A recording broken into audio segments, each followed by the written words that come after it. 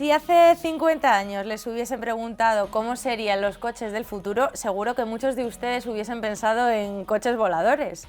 Domingo Soriano, de momento nos quedamos con Tesla y vamos a ir sobre el asfalto. De momento vamos a ir sobre el asfalto, aunque yo ya he visto alguna foto de algún prototipo así de mini helicópteros que van por ahí volando. Pero Pueden yo creo echar que a sí. volar. Sí, por ahora vamos a quedarnos con Tesla y en el asfalto. Pero nos vamos a hacer preguntas. Hoy más que respuestas, a mí lo que me gustaría plantear, pero yo no tengo ni idea de cómo van a ser los coches del futuro y cómo los vamos a usar. Pero sí hay muchísimas preguntas interesantes sobre un invento que yo creo que puede ser revolucionario, que puede cambiar nuestra forma de vida aún más que otros como Internet o como algunos de los que estamos disfrutando. Yo creo que el siglo XX, el siglo que ya hemos pasado, es un siglo que se define por los coches. Yo creo que es el elemento que más ha influido en nuestras vidas, en cómo nos movemos, en cómo vivimos, cómo son las ciudades donde vivimos. ¿A dónde vamos? ¿A dónde vamos? Fíjate, yo diría los coches y un segundo invento que no se tiene mucho en cuenta, que son los ascensores. Las ciudades, que son los centros de innovación en los que el ser humano ha generado esa riqueza y ese desarrollo en el siglo XX, se han definido por cómo se desplazaban y cómo conseguíamos reunirnos en esos edificios, coches y ascensores. Serían inconcebibles los edificios de hoy en día sin ascensor. Nuestras vidas sin coches y sin ascensores serían absolutamente inconcebibles. Entonces, estos coches del futuro van a suponer un cambio similar al que supuso el cambio del coche de caballos al coche. Y así que nos vamos a hacer una serie de preguntas sobre cómo van a ser esos coches del futuro. Preguntas que mucha gente no se ha hecho, pero yo creo que le interesan a casi todos los que nos están viendo. Y de momento tres. Tres preguntas. Vamos a hacernos hoy. Eso es. Un carruaje sin caballos. ¿Esto qué es, Domingo? Bueno, a ver, esto es porque mucha gente, la primera pregunta de mucha gente sería ¿cómo van a ser esos coches del futuro? Y mucha gente, en las fotos que vemos ahora sobre los coches del futuro, lo que vemos es un coche normal. El otro día decíamos en la redacción, un Seat Ibiza sin volante. Claro. Y un tipo sentado en el asiento del piloto leyendo o haciendo otras periódico. cosas. Y entonces, ¿por qué pongo un carruaje sin caballos? Porque en 1900, este coche es de 1900, clásico. Se inventaron los primeros motores de combustión, lo que hicieron los primeros diseñadores, ¿qué hicieron? Pues fue hacer esto, un carruaje sin caballo. Quitar los caballos y ya está. Claro, tú pones aquí un cochero y pones aquí delante unos caballos y es así. Sí. Entonces, ¿qué es lo que nosotros sabemos ahora? Lo que nosotros sabemos es que en el momento en que empezó a evolucionar un poquito aquello, no tenía sentido que un coche fuera un carruaje sin caballos. Y efectivamente, luego fueron cambiando y los coches a partir de los años 10, 20, evolucionaron muchísimo. Pues yo un poco lo que trato de reflejar con esta foto es eso. Los coches del futuro no van a ser un Seat Ibiza sin volante. Se van a conducir solos, claro, eso sí. Se van a conducir solos, pero cómo estemos nosotros dentro, la forma que tengan, claro. Todo eso va a cambiar por completo porque no tiene sentido. Una vez que cambias cómo se mueven, no tiene sentido que haya 4 asientos, piloto, copiloto, 2 atrás, un maletero. Probablemente cambiarán por completo, ¿no? Entonces, igual que los coches de ahora no tienen nada que ver con esto, porque esto era lo que el primer diseñador se imaginó, que fue simplemente quitar los caballos, los coches del futuro le pasarán igual. Y entonces, ¿qué implicaciones tendrá eso? Pues todas estas preguntas pues nos podríamos hacer sobre los coches del futuro. Y aquí nos has puesto Tesla o lavadora, capricho o electrodoméstico. Correcto. Esto va más por el tema de compartir los coches. Hay dos tendencias ahora mismo en los coches del futuro. Si van a ser autónomos y si cada uno de nosotros va a tener un coche, si los vamos a compartir y el coche llegará a nuestra casa, se lo pediremos por una aplicación, luego lo soltaremos en el trabajo y el coche irá a buscar a otro. Y hay visionarios de todo tipo. Hay por los que apuestan por una vía y por otra. Eso es. Entonces, ¿por qué pongo yo aquí Tesla o lavadora, capricho o electrodoméstico? Porque el coche es probablemente el bien de consumo más de estatus, por así decirlo, que cuando lo compramos más queremos que refleje nuestra personalidad. Aparentar en todos los sentidos. También hay gente que compra coches más modestos, ahora con los coches eléctricos. O sea, es un coche en el que queremos que refleje bastante nuestra personalidad. El coche es un bien de consumo que queremos que refleje bastante nuestra personalidad.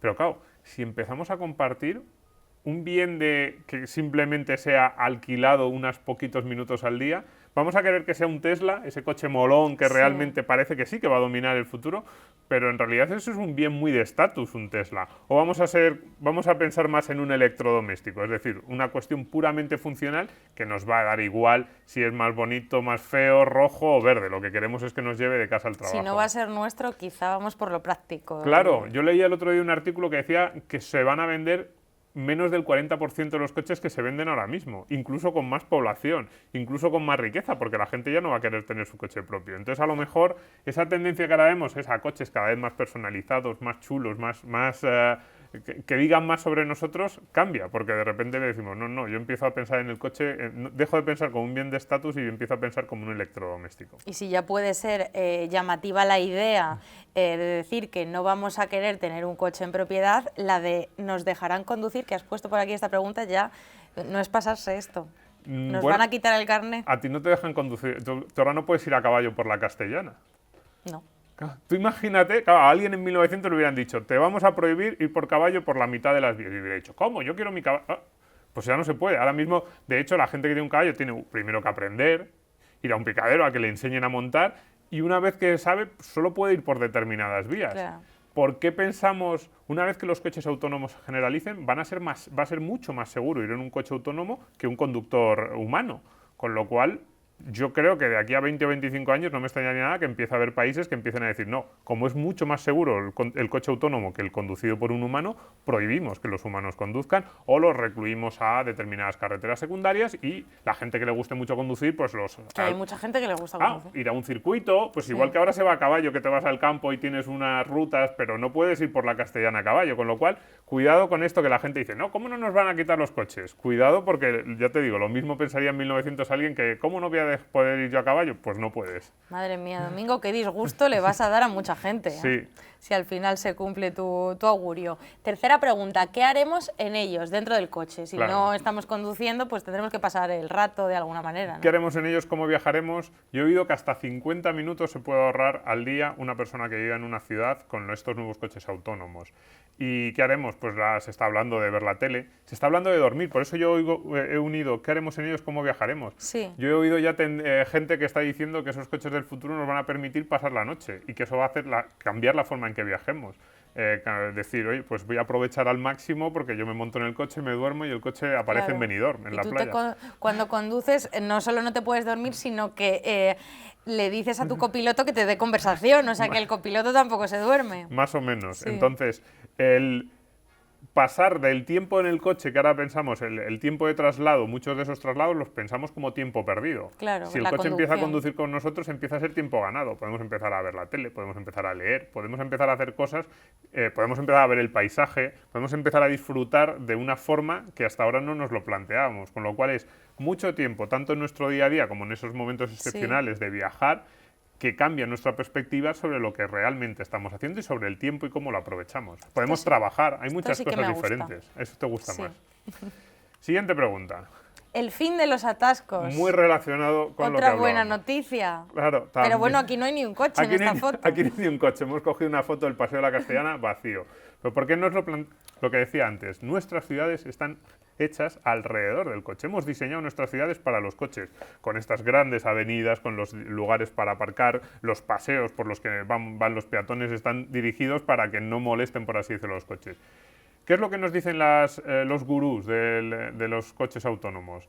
Que esos coches son mucho más eficientes que los humanos y que van a conseguir que no haya tantos atascos porque van a ir, por empezar, en la ruta más rápida, de la forma más eficiente. Sin No se van a distraer con nada. no van a necesitar muchas de las señales de tráfico que nosotros necesitamos, no se van a distraer con nada. Entonces, ¿cómo va a cambiar eso nuestra vida y las ciudades en las que vivimos? Ya hemos visto antes algunos cambios. Pues por aquí tenemos muchas de esas preguntas que nos podemos hacer. El fin de los atascos a vivir al centro de las afueras. O sea, aquí puede haber una ventaja de vivir en las afueras, ¿no? Claro, hay gente, esta es una de las preguntas más interesantes y yo no tengo respuesta. Hay gente que dice que el coche autónomo lo que va a hacer es que va a ser mucho más atractivo vivir en el centro, porque ya uno de los problemas ahora mismo de vivir en el centro de las grandes ciudades es el lastre del aparcamiento, el coche es un lastre.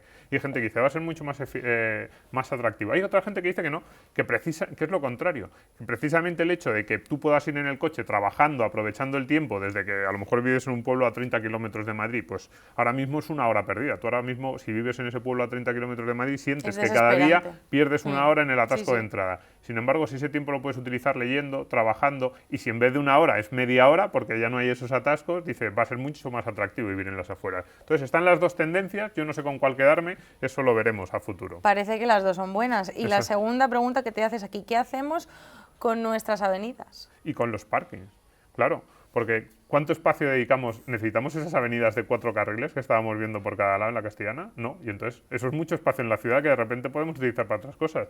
¿Cuánto espacio dedicamos en la ciudad a los parkings? ¿Cuál es el coste de un parking? Yo he llegado a leer que en los edificios de la ciudad el coste de hacer el parking son el 20% de la construcción del edificio. Claro, si los coches estuviesen constantemente circulando, no necesitarían aparcar en ningún sitio. Desde luego no necesitarían los parkings que actualmente utilizan, con lo cual hay muchos cambios. Aquí tenemos, por ejemplo, la tercera pregunta sobre el transporte público. ¿Cómo va a ser el transporte público? Yo planteo, ¿va a haber Uberbus? Es decir, coches con aplicaciones que nos van a ir recogiendo a todos. También hay muchas ideas sobre eso y muchos augurios, sí. En teoría estarían coordinados. Podrían estar coordinados y podrían ser mucho más eficientes y acabar con la necesidad actual del transporte público tal y como lo conocemos. Esto es una auténtica revolución. ¿Qué hacemos con el metro y los autobuses? Con el metro? Pues ya hay mucha gente que empieza a decir que este tipo de coches y este tipo de aplicaciones que nos ponen en contacto pueden hacer que sea mucho más barato y que no nos merezca la pena ese tipo de transporte público. Y la cuarta pregunta, ¿dónde iremos a cenar? Y a comprar, pues lo mismo. Si no hay atascos, empieza a ser mucho más atractivo ir al centro, a cenar, al teatro, con lo cual podemos revitalizar muchos de los lugares a los que ahora mismo ir un lunes o un martes a las 10 de la noche a cenar al centro, mucha gente le da pereza por una cuestión de pura de comodidad del centro, de los atascos. Sí. Y a comprar igual. Los grandes centros comerciales que han crecido en los últimos 50 o 60 años en Occidente, una de las grandes ventajas que tenían era que te concentraban todas las tiendas en un sitio en el que era fácil aparcar. Pero era fundamental el tema del parking, fácil aparcar. Pero, oiga, a la gente a lo mejor le gusta más ir al centro a darse un paseo por las calles peatonales y eso con este nuevo tipo de coches empieza a cambiar mucho. Entonces, incluso nuestra forma de comprar del ocio puede cambiar mucho simplemente con este cambio tecnológico. Entonces, y de momento todo lo que has planteado es para bien, Domingo. Casi todo es para bien, sí, casi todo es para bien. Pero es verdad que la última pregunta, y aquí con esto lo vamos a dejar, es ¿quién gana y quién pierde con los coches autónomos? Hay perdedores, claro. Hay perdedores con los coches autónomos. Y vamos a dejar esta foto. Aquí veo tabaco. Vamos a dejar esta pregunta abierta, tabaco, porque, fíjate, más del 50% del tabaco que se vende en Estados Unidos se vende en gasolineras.